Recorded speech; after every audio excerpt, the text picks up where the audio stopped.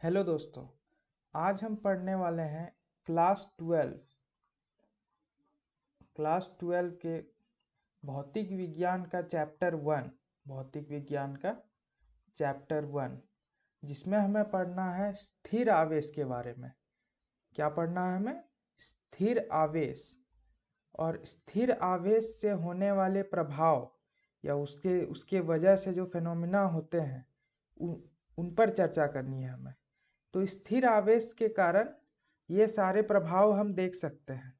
पहला है स्थिर वैद्युतिकी, दूसरा है विद्युत क्षेत्र, तीसरा है विद्युत विभव और चौथा है विद्युत धारा। तो हमें स्थिर आवेश के कारण ये चारों फेनोमेना को स्टडी करना है। पर इन सब टॉपिक में आने से पहले हमें समझना है कि एक स्थिर आवेश क्या होता है। स्थिर का मतलब तो आप जानते हैं, जो एक जगह पर फिक्स्ड हो, यानी जो एक जगह पर स्थित हो और वहां से कहीं और ना जा रहा हो, एक जगह पर स्थित हो जो, यानी एक आवेश जो एक जगह पर स्थित है उसे हम कहेंगे स्थिर आवेश। दूसरा यहाँ टर्म है आवेश। हमें आवेश पर भी कुछ चर्चा करनी पड़ेगी। सबसे पहले हमें आवेश की परिभाषा को जानना होगा। तो चलिए इसकी परिभाषा को देखते हैं।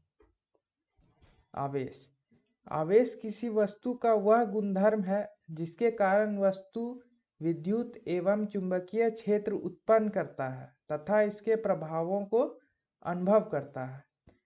तो हम इसे ऐसे समझ सकते हैं, मान लीजिए ये कोई वस्तु है या कोई धातु है। अगर इसके वजह से, इस धातु के वजह से कोई भी क्या हो, विद्युत क्षेत्र या चुंबकीय क्षेत्र, ऐसा कुछ क्षेत्र अगर उत्पन्न हो, यह हमें दिखेगा नहीं पर हम इसके प्रभाव को महसूस कर सकते हैं। अगर ऐसा कुछ क्षेत्र उत्पन्न हो तो हम कहेंगे कि इस वस्तु में आवेश है। इस वस्तु में क्या है? आवेश है। आवेश का हमें SI मात्रक जानना होगा। ये सवाल ये परीक्षा में काफी बार पूछ देता है। तो सबसे पहले SI मात्रक, तो आवेश का SI मात्रक कूलम है। इसे हम C से दर्शाते हैं। C ये है SI यूनिट। SI unit. एक और आवेश का मात्रक है जो बहुत प्रचलन में है, बहुत पॉपुलर है और सवालों में, परीक्षाओं में अक्सर पूछ देता है। यह है ampere second. Ampere second. Ampere क्या होता है? एम्पियर एम्पियर बराबर होता है हमारा कूलम बटा समय, टाइम। और सेकेंड का यूनिट, सेकेंड किसका यूनिट है?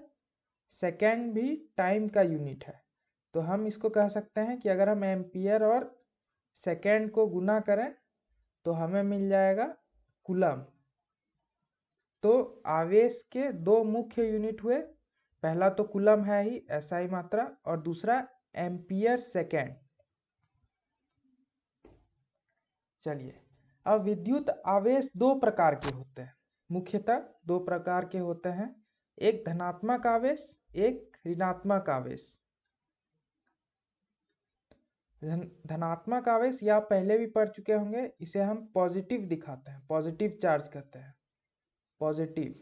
और ऋणात्मक, जैसा ये शब्द ही बता रहा है कि यह निगेटिव है, इसे हम निगेटिव चार्ज कहते हैं, निगेटिव।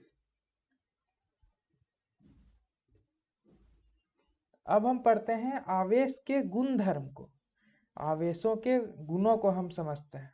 पहला है आवेश एक अदिश राशि है। कैसी राशि है आवेश? अदिश राशि। यानी अगर एक धातु में एक कूलम चार्ज पहले से है और हम एक और कूलम उसमें लाके, मान लीजिए एक और कूलम कहीं से आ गया, तो अब इस धातु में कितना आवेश होगा? एक कूलम जोड़ एक कूलम बराबर 2 कूलम। हम इसे इस तरह जोड़ सकते हैं। ये अदिशों के नियम का पालन करता है। यह बहुत ही आसान है। सदिश होता तो यह काफी कठिन हो जाता। दूसरा गुणधर्म है विद्युत आवेश का संरक्षण। विद्युत आवेश का संरक्षण। मान लेते हैं कि ये एक आइसोलेटेड सिस्टम है, हिंदी में उसे विलगित निकाय कहते हैं। मान लेते हैं ये विलगित निकाय है, आइसोलेटेड सिस्टम। मान लीजिए इसके अंदर 2 कूलम्ब आवेश है। 2 कूलम्ब आवेश है। क्योंकि ये विलगित निकाय है तो हम अगर 10 दिन बाद भी इसे ऑब्जर्व करेंगे तो हमें ये 2 कूलम्ब ही मिलेगा। ना ये 2 कूलम्ब 3 कूलम्ब में बदल जाएगा, ना ही ये कम होके 1 कूलम्ब हो जाएगा। क्यों? क्योंकि जो आवेश है उसका निर्माण नहीं किया जा सकता। एक विलगित निकाय में आवेश का ना तो निर्माण होगा और ना ही वह नष्ट होगा, यानी निर्माण नहीं होगा और नष्ट भी नहीं होगा। आवेश को नष्ट भी नहीं किया जा सकता। किसी विलगित निकाय में आवेश ना तो निर्मित किया जा सकता है तथा ना ही नष्ट किया जा सकता है। और ये क्या है? ये सार्वत्रिक नियम है, यूनिवर्सल लॉ है। ये एक यूनिवर्सल लॉ है, यूनिवर्सल लॉ है। इसे भी आप याद रखें। ये क्या है? दूसरा गुणधर्म है ये। तीसरा और सबसे महत्वपूर्ण, इससे सवाल तो आते ही हैं परीक्षाओं में, खासकर झारखंड बोर्ड में इससे सवाल आते हैं। विद्युत आवेश का क्वांटमीकरण। ये सब आपके लिए नया हो सकता है। क्वांटमीकरण, इसका अर्थ क्या है? क्वांटमीकरण का अर्थ क्या है? हम कहते हैं कि विद्युत आवेश क्वांटेत्रिम है। इसका अर्थ क्या है? चलिए इसे समझिए। मान लीजिए एक धातु है, इसे हम कहते हैं ए। मान लीजिए एक और धातु है, इसे हम कहेंगे बी।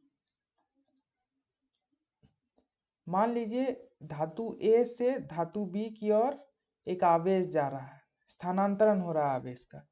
धातु ए से बी में जा रहा है। वो कैसे होगा आवेशीकरण हम अगले लेक्चर में देखेंगे, अच्छे से देखेंगे। अभी सिर्फ सरल भाषा में इसे समझ लेते हैं कि ए से बी में आवेश जा रहा है तो आवेश की एक न्यूनतम मात्रा होगी। न्यूनतम मात्रा, मिनिमम वैल्यू। मिनिमम वैल्यू जो क्या होगा, एक वस्तु से दूसरे वस्तु में जाएगी। वो आवेश की वह न्यूनतम मात्रा क्या है? आवेश की वह न्यूनतम मात्रा है 1e, यानी 1 इलेक्ट्रॉन। इसका मतलब क्या है? 1e, इसका मतलब क्या है कि 1 इलेक्ट्रॉन से कम मात्रा आवेश की हम एक जगह से दूसरे जगह स्थित नहीं कर सकते और ना ही वह किसी धातु में रह सकती है। मिनिमम, न्यूनतम 1 इलेक्ट्रॉन तो अगर होगा तो 1 इलेक्ट्रॉन होगा, या फिर 2 इलेक्ट्रॉन होगा, या 3 इलेक्ट्रॉन होगा। 1.5 नहीं हो सकता है। 1.5 इलेक्ट्रॉन नहीं होगा। अगर एक धातु से दूसरे धातु में इलेक्ट्रॉन जा रहे हैं, विस्थापन हो रहा है इलेक्ट्रॉन का, तो या तो 1 इलेक्ट्रॉन जाएगा, या 2 इलेक्ट्रॉन जाएगा, या 1000 इलेक्ट्रॉन जाएगा। 1000 इलेक्ट्रॉन जाएगा, पर 2.1 इलेक्ट्रॉन नहीं जाएगा। ये दशमलव में नहीं। क्यों? क्योंकि मान लीजिए 1.5 देखते हैं तो 1.5 इलेक्ट्रॉन का मतलब क्या हुआ? 1 इलेक्ट्रॉन और एक आधा इलेक्ट्रॉन। और मैंने क्या बताया? न्यूनतम मात्रा। न्यूनतम मात्रा क्वांटमीकरण के कारण आवेश की जो न्यूनतम मात्रा है वो 1 इलेक्ट्रॉन है। 1 इलेक्ट्रॉन से कम कभी भी आवेश कहीं स्थित नहीं हो सकता है, या फिर कहीं विस्थापित नहीं किया जा सकता है। यानी ये 0.5, ये तो ठीक है, 1 इलेक्ट्रॉन तो सही है, पर ये 0.5 इलेक्ट्रॉन जैसा कुछ नहीं होगा। आप इसे दूसरे एग्जाम्पल से भी समझ सकते हैं। मान लीजिए स्कूल से बच्चे ट्यूशन की ओर जा रहे हैं। यह है स्कूल, यह है ट्यूशन। अब कितने बच्चे जाएंगे? मान लीजिए 10 बच्चे गए, 20 बच्चे गए, 25 बच्चे गए। हम ये तो नहीं बोलेंगे कि 1.5 बच्चे चले गए। 1.5 बच्चे ट्यूशन कैसे जा सकते हैं? आधा बच्चा कैसे ट्यूशन जा सकता है? ये बात आपको समझ में आ रही है कि आधा आधा बच्चा ट्यूशन जा ही नहीं सकता है। 1.5 बच्चा ट्यूशन नहीं जा सकता है। या तो एक बच्चा जाएगा, या 2 जाएगा, या 3 जाएगा, 10 जाएगा, 100 जाएगा, पर आधा नहीं जा सकता है। 4 नहीं जा सकता है। यानी दशमलव वाली मात्राएं नहीं हो सकती। न्यूनतम जो मात्रा है वो 1 इलेक्ट्रॉन है। तो इसे और अच्छे से समझते हैं। चलिए, तो मैंने कहा कि किसी भी धातु या किसी भी वस्तु में जो इलेक्ट्रॉन की संख्या जो होगी या जो आवेश होगा, या तो वो 1 इलेक्ट्रॉन होगा, 2 इलेक्ट्रॉन होगा, 3 होगा, 4 होगा, 5 होगा, 1000 होगा, इस तरह होगा। यानी जो इलेक्ट्रॉनों की संख्या या जो आवेश होगा वो हमेशा पूर्णांक में होगा। पूर्णांक, ये देखिए, ये सारे पूर्णांक हैं। तो हम लिखेंगे कि किसी भी धातु के अंदर Q आवेश है, तो उसे हम लिख सकते हैं कि वो कितना होगा? Ne। E क्या है? E एक इलेक्ट्रॉन हो गया, 1 इलेक्ट्रॉन। और N क्या है? N एक पूर्णांक है, जैसे 1, 2, 3, 4, 5, 6 ऐसे। अब क्योंकि हम जानते हैं कि आवेश 2 प्रकार के होते हैं, तो या तो ये प्लस होंगे या तो ये माइनस होंगे।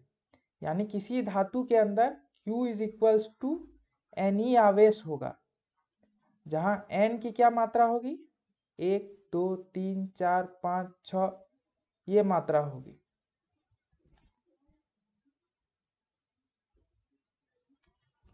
चौथा जो हमारा गुणधर्म है वो है कि आवेश वेग पर निर्भर नहीं करता है।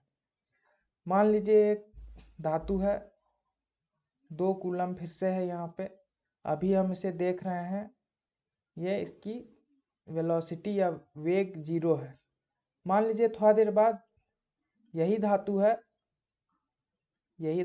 2 कूलम है, और अगर इसे हम 2 मीटर पर सेकेंड का वेग देते हैं, तभी भी इसमें 2 ही कूलम रहेगा। ये नहीं कि ये 3 कूलम हो जाएगा, 5 कूलम हो जाएगा, 1 कूलम होगा।